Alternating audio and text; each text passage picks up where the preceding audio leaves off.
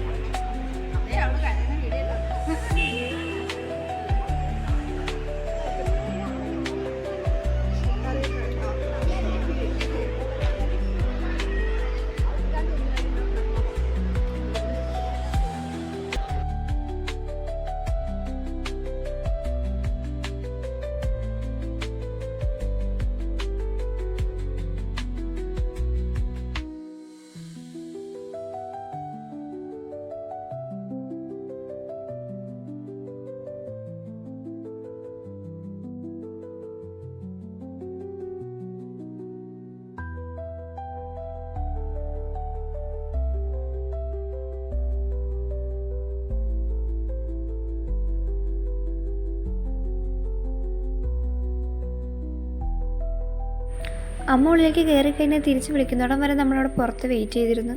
അത് കഴിഞ്ഞ് നമ്മൾ അവിടെ നിന്ന് തിരിച്ച് വീട്ടിലേക്ക് പോന്നു.